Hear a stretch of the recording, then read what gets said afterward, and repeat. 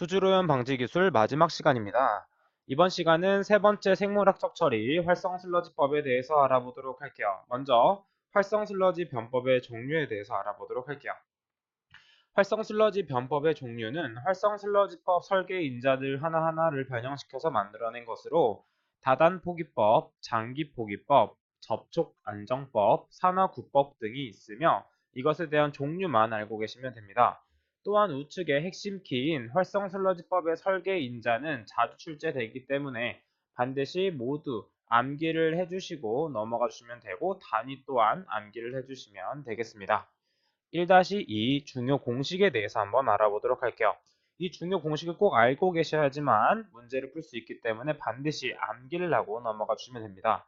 먼저 BOD 부하량은 어떻게 구할 수 있냐면 BOD 부하량은 농도 곱하기 유량, BOD 농도 곱하기 유량으로 나타낼 수 있으며 지금 단위는 미터 3승 퍼 데이 그리고 밀리그램 퍼 리터로 많이 주어지게 되는데 지금 주어진 단위는 킬로그램 퍼 데이입니다. 자, 그럼 앞 시간에서 많이 해봤던 단위 환산에 대해서 한번 해보도록 할게요. 같이 한번 연습을 한번 해보도록 하겠습니다. 자, 이런 식으로 줄을 그어주시고요. 줄을 이렇게 그어주시고, 자, 킬로그램 퍼 데이가 되기 위해서는 일단 유량을 먼저 미터 3승 퍼 데이가 되겠고, 여기 농도를 곱했기 때문에 밀리그램 퍼 리터가 됩니다. 자, 이 밀리그램은 킬로그램으로 바꿔줘야 되기 때문에 10의 6승 밀리그램은 킬로그램이 되겠고 리터와 미터 3승을 바꾸기 위해서는 10의 3승 리터, 미터 3승을 하게 되면 10의 마이너스 3승 킬로그램 퍼 데이라는 값을 얻을 수 있습니다. 자, 이 단위 환산은 앞에서도 많이 했기 때문에 계속 연습을 해주시면 됩니다. 다음으로 넘어가도록 할게요. 두 번째, BOD 용적 부하입니다. BOD 용적 부하는 말 그대로 BOD 부하를 용적으로 나눠준 것입니다. 자, 그래서 BOD 농도 곱하기 유량을 한 다음에 용적으로 나눠주면 되겠죠. 자, 그 단위는 킬로그램 BOD per 미터 3승 데이가 나오게 되고 이거 단위 또한 단위 환산으로 충분히 나타낼 수 있습니다. 자, 그럼 밑에 있는 문제를 보면서 한번 같이 풀어보도록 할게요. 200m 3승의 포기조에 BOD 370mg per 리터인 폐수가 1250m 3승 per day의 유량으로 유입되고 있습니다.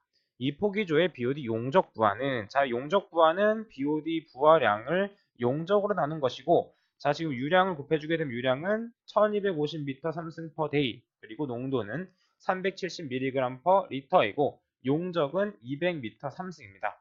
이 리터 단위를 미터 3승으로 바꿔서 약분해야 되기 때문에 10의 3승 리터는 미터 3승이 되고 밀리그램을 킬로그램으로 바꿔주기 위해서 10의 6승을 사용하게 되면 이때 답은 2.3125가 나오게 됩니다. 그래서 답은 2번이 되는 것이죠. 자, 밑으로 내려가 보도록 할게요.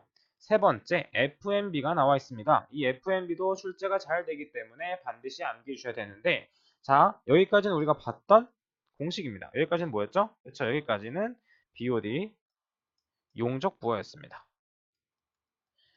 FMB는 BOD 용적 부하에다가 MLVSS 혹은 MLSS 농도를 나눠주시면 되는데 밑에 문제를 풀면서 같이 한번 풀어보도록 할게요. BOD가 200mg per 리터이고 폐수량, 즉 유량이죠. 유량은 1500m 3승 per day. 인 폐수를 활성 슬러지법으로 처리하고자 하는데 이때 FMB는 0.4이며 MLSS는 1500mg per 리터입니다. 자, 이때는 포기적 용적을 구하는 것인데 그럼 용적을 구하기 위해서는 FMB와 용적을 바꿔주면 되겠죠. 즉 용적은 FMB 곱하기 MLSS 농도분의 유량 곱하기 BOD 농도로 구할 수 있습니다. 따라서 각각의 답을 대입하게 되면 답은 500m 3승이라는 답이 나오게 되죠. 쉽죠? 자, 여기 핵심 키 FMB, MLVSS를 사용하는 것이 정확한 지표지만 공정에서는 MLSS를 사용하여도 무방하며 MLSS는 MLVSS와 MLFSS를 더해준 것과 같습니다. 자, 그래서 만약에 문제가 두 개 나왔다면 MLVSS를 사용하는 게 맞고 만약에 MLSS만 주어졌다면 MLSS를 사용하시면 됩니다. 자, 네 번째 SVI에 대해서 배워보도록 할게요. SVI도 출제가 아주 잘 되는 녀석입니다. 한번 같이 알아보도록 할게요. SVI는 슬러지 볼륨 인덱스로 슬러지 팽화의 지표입니다. 정의는 한 번씩 읽어보시면 되고 참고적으로 SVI 범위에서 50에서 150은 정상 범위이며 50이 이하일 때는 핀플럭 현상이 발생되고 200 이상일 때는 슬러지 팽화 현상이 발생됩니다. 이 핀플럭과 슬러지 팽화 현상은 뒤에서 한 번 더 설명드리도록 할게요. 넘어가도록 하겠습니다. 자, SVI 사용 공식이 나와 있는데 이것도 자주 출제되기 때문에 반드시 암기하고 넘어가시면 되고 밑에 문제는 한 번씩 풀어봐 주시면 되겠습니다. 계속해서 내려가 보도록 할게요. 자, 활성 슬러지 공법 운영 시 문제점들이 나와 있습니다. 자, 슬러지 팽화, 슬러지 벌킹이 나와 있는데 이 슬러지 벌킹은 최종 침전지에서 침전이 불량해지고 포기조 내에 DO 부족에 기인하게 되는데 발생 원인들은 한 번씩 읽어봐 주시면 되는데 마지막 SVI가 200 이상인 경우는 슬러지 팽화가 발생하게 되고 또한 균류가 급증하게 되는 경우도 슬러지 팽화가 발생한다. 여기는 꼭 알고 계시고 넘어가 주시면 되겠습니다. 자, 두 번째, 슬러지 부상, 즉 슬러지 라이징에 대해서 한번 알아보도록 할게요. 슬러지 라이징의 가장 큰 특징은 침전조의 탈질화 작용으로 발생이 원인이 됩니다. 자, 그러면 침전지, 2차 침전지에서 발생하게 되는데 2차 침전지에는 계속 슬러지가 누적이 되겠죠. 자, 그러면 여기의 상태는 혐기성 상태가 됩니다. 혐기성 상태가 되면 어떤 일이 발생되냐면 탈질화가 발생되게 되죠. 탈질화가 발생되게 되면 질산이 어떤 식으로 변하죠? 그쵸? 질소가스로 변하기 때문에 질소가스는 하늘로 올라가려는 성질이 있기 때문에 잠정 기포가 발생해서 이렇게 증가, 부상하는 현상이 일어나게 됩니다. 참고적으로 알고 계시면 되고 슬러지 부상은 탈질화 작용이다 라는 걸 반드시 알고 넘어가 주시면 되겠습니다. 세 번째, 핀 플럭 현상에 대해서 보도록 할게요. 앞서 설명드리긴 했지만 SVI가 50 이하인 경우에 발생하며 플럭에 사상체가 없고 플럭 형성균만으로 플럭이 구성되어 쉽게 부서지며 유기물 부하가 낮거나 장기 폭깃이 발생한다 라는 걸 알고 넘어가 주시면 되겠습니다. 계속해서 넘어가도록 할게요. 자, 문제는 한 번씩 풀어주시면 되고 두 번째, 살수여상법에 대해서 알아보도록 할게요. 이 살수여상법은 그림을 보면 조금 더 이해가 되실 텐데 이쪽에 인입관으로 폐수를 유입합니다. 그러면 이게 하늘로 올라가게 돼서 살수기가 빙글빙글 돌면서 어땠죠? 폐수를 마구마구 뿌려줍니다. 이곳에는 여제가 마구 붙어 있는데 여기에는 미생물들이 살고 있어요. 그래서 미생물들이 이것들을 분해해서 폐수를 처리하는 방법입니다. 우측의 살수여상법의 처리 계통도 출제가 되는 부분이기 때문에 암기를 하고 넘어가시면 되고 연모타 현상의 원인도 알고 넘어가시면 되겠습니다. 자, 두 번째, 운영 시 발생되는 문제점도 자주 출제가 되기 때문에 한 번씩 읽고 넘어가 주시면 되겠습니다. 세 번째, 회전 원판법에 대해서 알아보도록 할게요. 이 회전 원판법은 회전된 판에 이런 원판에 미생물들을 부착시켜서 분해하는 것으로 이렇게 물에 담궈서 처리하는 것입니다. 즉, 미생물 부착 성장형으로 원판을 이용하며 폐수 중에 유기물질을 분해합니다. 그럼 어떤 특징이 있는지 한번 알아보도록 할게요. 회전 원판법은 충격 부하에 강하고 슬러지 반송이 불필요합니다. 자, 이렇게 생물 부착형은 모두 슬러지 반송이 필요가 없으며 슬러지 반송이 필요한 것은 활성 슬러지 공법이다 라는 걸 꼭 알고 계시면 되고 두 번째, 원판 직경의 40%가 물에 잠기게 작동을 해주셔야 됩니다. 그리고 나머지 특징들도 한 번씩 읽어주시면 되겠습니다. 계속해서 넘어가도록 할게요.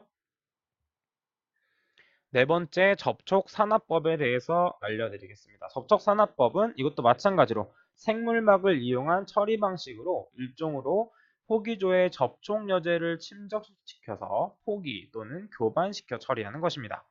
이것도 마찬가지로 반송이 없는 특징이 있고요. 밑에 특징들을 한번 보도록 할게요. 특징들은 다음과 같으며 한 번씩 읽고 넘어가 주시면 되겠습니다. 계속해서 넘어가겠습니다. 다섯 번째, 산화지법 라군이 있습니다. 자, 라군은 산화지법의 대표적인 녀석으로 미생물과 조류의 생물화학적 작용을 이용하여 하수 및 폐수를 자연 정화시키는 공법이다. 이건 자연 정화시키는 공법이에요. 그럼 그만큼 처리 시간이 오래 걸리는 특징이 있겠고 시설비와 운영비가 적게 드는 특징이 있겠죠. 자, 그럼 계속해서 넘어가도록 하겠습니다. 네 번째, 고도 처리에 대해서 배워보도록 할게요. 질소와 인을 제거하는 공정으로 첫 번째, 반응조의 역할이 정말 중요합니다. 왜냐하면 이 반응조에 대한 역할이 자주 출제되기 때문에 알고 넘어가시는 게 중요해요. 자, 먼저 첫 번째, 호기조는 말 그대로 호기성 미생물에 의해서 질산화가 발생되며 인의 과잉 섭취가 이루어지는 부분으로, 혐기조는 인의 방출이 일어나는 부분입니다. 왜냐하면 미생물들은 혐기조로 들어가게 되면 스트레스를 받아서 자신이 갖고 있던 인들을 방출하게 돼요. 이렇게 특징을 알고 계시면 됩니다. 자, 그리고 세 번째, 무산소조는 탈질 미생물에 의한 탈질화가 진행됩니다. 자, 질소를 제거하기 위해서는 반드시 탈질화가 필요하기 때문에 공정 중에 무산소조가 없는 공정들은 인만 제거할 수가 있고, 무산소조만 있는 경우, 무산소조가 같이 있는 경우는 질소까지 제거할 수 있는 공정이다라는 걸 알고 계시면 됩니다. 자, 두 번째, AO 공정에 대해서 알아보도록 할게요. AO 공정은 혐기조와 호기조로 구성되어 있으며, 앞서 설명드린 것과 같이 혐기조에서는 인이 방출됩니다. 자, 그 뒤에 호기조가 붙음으로 해서 인의 과잉 섭취가 일어나게 되죠. 그런데 AO 공법을 보게 되면 무산소조가 존재하지 않기 때문에 이 공정은 인만 제거가 가능하며 질소 제거는 이루어지지 않습니다. 자, 그래서 첫 번째, 인 제거가 주 목적이며 BOD도 제거가 가능합니다. 자, 계속해서 밑을 보도록 할게요. A2O 공정에 대해서 알아보도록 할게요. A2O 공정은 AO 공정에 무산소조가 추가된 것으로, 그러면 무산소조가 추가되었기 때문에 질소까지 제거가 가능합니다. 자, 그래서 여기 적혀 있죠. AO 공정을 개량했으며 추가적으로도 질소도 제거가 가능합니다. 나머지 특징은 한번 읽어봐 주시면 됩니다. 다음 공정을 보도록 할게요. UCT 공정입니다. UCT 공정도 마찬가지로 혐기조, 무산소조, 호기조로 되어 있으며 이것도 인과 질소가 제거가 됩니다. 그 내부 반송은 무산소조에서 혐기조로, 그리고 호기조에서 무산소조로 이루어지며 반송 슬러지는 무산소조로 들어가게 되죠. 자, 이거의 특징들은 그냥 그림을 통해서 알고 계시면 되고 계속해서 넘어가도록 할게요. 다섯 번째, VIP 공정은 그냥 이런 게 있구나 정도만 알고 넘어가 주시면 되고, 여섯 번째, 수정 바덴포 공정으로 보시게 되면 지금 엄청 길죠. 자, 이거는 어떤 건가 연관지어서 보시면 되냐면, 바주카포, 저팔계가 들고 다녔던 바주카포는 엄청 길죠. 그래서 수정 바덴포 공정은 엄청 긴 녀석이고, 혐기조, 무산소조, 호기조, 무산소조, 호기조로 이루어져 있다라는 것까지 알고 계시면 됩니다. 자, 이거는 그럼 바덴포 공정은 원래 4단계 바덴포 공정으로 무산소조, 호기조, 무산소조, 호기조로만 이루어져 있으며 인 제거는 가능하지 못하고 질소만 제거가 가능합니다. 인을 제거하기 위해서는 혐기조가 반드시 필요하다는 걸 알고 계시면 되고, 지금 보게 되면 맨 앞쪽에 혐기조가 존재하기 때문에 기존에 존재했던 바덴포 공정은 인 제거가 가능하지 않지만 이 혐기조로 인해서 인 제거도 가능하고 질소 제거도 가능한 공정입니다. 자, 계속해서 넘어가도록 할게요. 7번 사이드 스트림 공정, 포스트립 공정이라고도 하는데, 이 포스트립 공정은 인 제거가 주 목적입니다. 또한 스트리핑을 위한 별도의 반응조가 필요하죠. 자, 이렇게만 알고 넘어가 주시면 되고, 두 번째, 2인 침전을 위해서 석회 주입을 합니다. 이것은 앞에 있던 녀석들은 생물학적 처리지만 이 녀석은 화학적 처리까지, 약품을 사용하기 때문에 화학적 처리까지 추가된 녀석이다 라는 것까지만 알고 넘어가 주시면 되겠습니다. 자, 여덟 번째, 연속 회분식 반응조 SBR에 대해서 알아보도록 할게요. 연속 회분식 반응조 SBR은 하나의 반응조를 이용하기 때문에 슬러지 반송이 필요가 없습니다. 자, 그래서 한 반응조에서 유입을 시킨 후 반응을 시키고, 그 다음에 침전을 시킨 다음에 배출을 시킵니다. 그 다음에 휴식 시간을 갖죠.